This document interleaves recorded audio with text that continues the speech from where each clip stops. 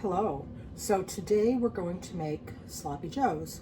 It's something I hadn't thought about in a while. We don't eat it a lot for some reason. It's really delicious. I was watching somebody talk about making sloppy joes, and then they referenced the canned sloppy joe mix, and I was like, no. It's so easy to just make your own with a few ingredients. I have some, and these I will say if they are a necessity or not necessarily. Tomato paste, not necessarily. If you decide you want to make it and you're all out, you're fine. A can of diced tomatoes, the same that I put in the pot roast, the roast I did the other day, the crock pot thing. Apple cider vinegar. I've never actually used that before, but I had to look. I haven't made it in so long. I looked at a few recipes to see what was common, and that was mentioned, and I thought, that sounds good. Worcestershire sauce, ketchup, any kind that you like, mustard, any kind that you like. Today I'm going to be fancy with this little stone ground. Brown sugar, light or dark, your preference. If you have a preference, you know the difference. And if I'm feeling fancy, I will use, I'm sorry, I'm looking for something that I thought I had out. If I'm feeling fancy, I will dice up finally some onions and garlic and saute them before I put the ground beef in, but I am not feeling fancy, so onion powder and garlic powder. That's it. I already cooked the ground beef because I thought that would be loud, and everybody knows how to brown ground beef, I assume. I suppose I shouldn't, but that part's the easiest part. So if by chance you don't, Google it, or next time I make something with ground beef, I will do the browning. I am, however, turning the pan back on. I started with, I shouldn't have turned it on because then I can't show you. I started with 80-20, so it was a little juicy. I had to drain it, although that's not a lot of juice now that I did. This is how I do it, just in a strainer over a bowl. When that gets hard, I'll put it in the trash and back in the pan. Now I can turn it back on. Low, it just has to sort of stay warm while I'm mixing all this stuff in. It doesn't need to cook anymore. The ground beef's fully done. Nothing in it, no salt, no pepper, nothing. So what I'm going to start with is, I've never done this before, and when I was looking at the different recipes to see what kind of stuff was in it, someone mentioned this, and there's another dish I make occasionally. It's like a cheesy mac, almost like hamburger helper, but homemade. And you start by browning some of this in the bottom of the pan, which gives it just such a good flavor. So not a lot. I don't know what that is, maybe a tablespoon and a half, and stir it in. I'm going to be careful because this is a nonstick pan, but I want to get all this off the spoon, or I could just do that, and while we're doing that, just to cook it a little. I don't know, this is going to be one of those times when the cooking shows I watch, the chefs would say to cook it to get rid of the raw taste.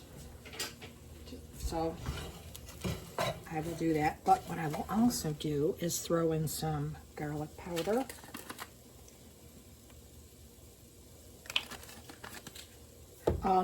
What you can do with this, the way to be more comfortable without any measurements, is to do a little bit, and you can, as long as the ground beef is cooked, you can taste it as you're making the sauce. So if something seems missing, you can add a little more. Again, you can't take any out, so start slow. And you can always add more salt. Oh, I never used this one yet. Okay. But if I have one over there, it doesn't matter. Yeah.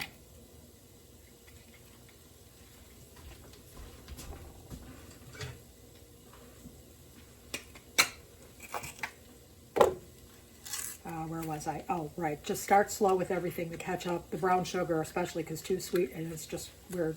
It's like you're eating a beef dessert. So little by little bit goes a long way with a lot of stuff. Onion powder and pepper. A little bit, and a little bit of salt.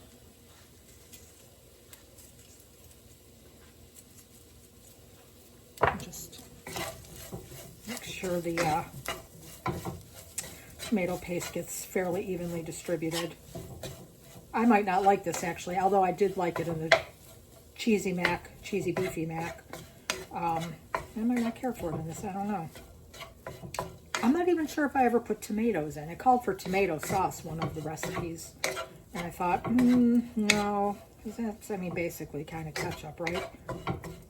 Okay, we'll turn it up just for a minute so it gets a little sizzle.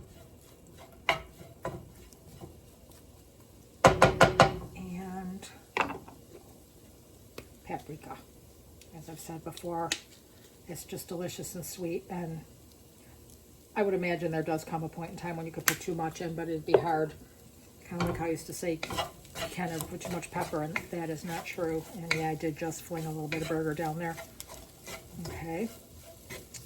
So now we'll just start adding in. There's no real particular rhyme or reason to how I put things in, but right now I think maybe I'd like to get a little liquid in there, so we'll just do a couple shakes of Worcestershire.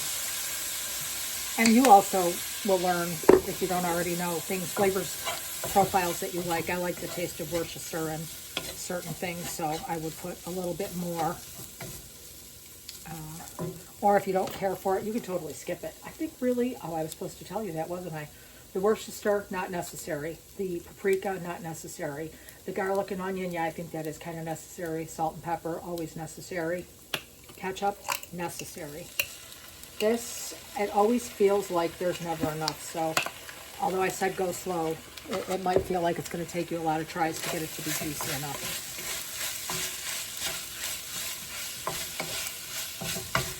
Some things that I wouldn't use in lieu of tomato products would be spaghetti sauce, because it will just taste like spaghetti.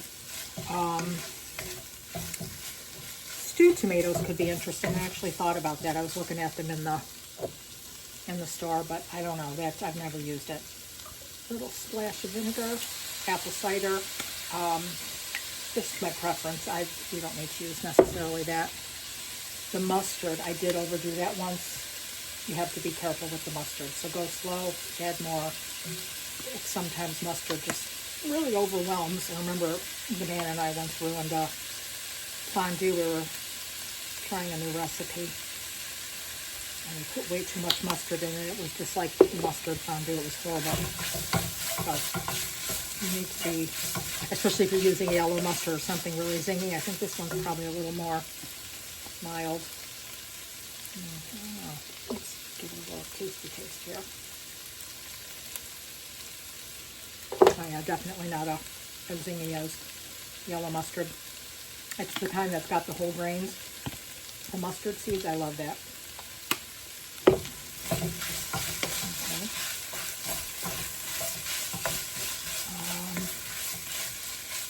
And I used my spoon for the brown sugar, so now let's get another.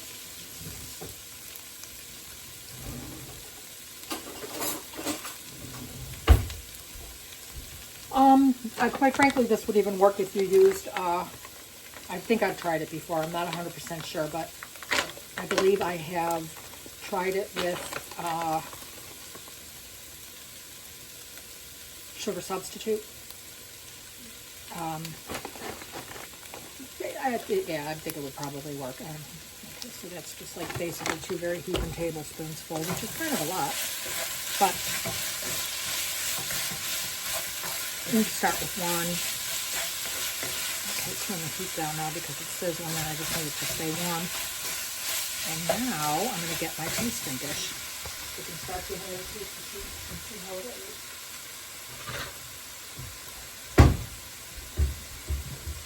And then we go from there with adding things and hopefully not having to figure out how to detract from something that's too strong. And notice I did not put the tomatoes in yet. I'm kind of on the fence now if I want to even put them in, which kind of sucks because I opened them. Yeah, I'll use them. I'll figure something, or I'll use them in something.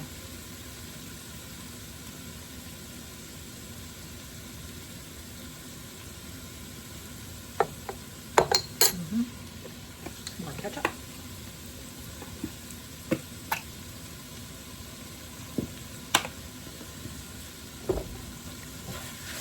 Actually, you know what I think I might use from that? Yeah, I will. All right. Well, there's just a few spoonfuls of this. What do I do with that spoon? Just because I'm curious. This is the fire roasted chopped tomatoes from Aldi. I'll specifically pour a little bit of the juice in. I'm just kind of spooning out the tomatoes, just a little bit. You can see there, maybe a little bit more. Yeah, let's start with that. Work our way up.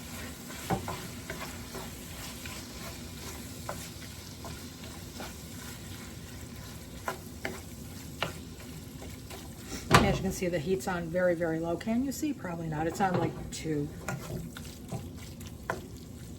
Ooh, the whang of the vinegar just hit my nose. I like it. A little bit more tasty taste.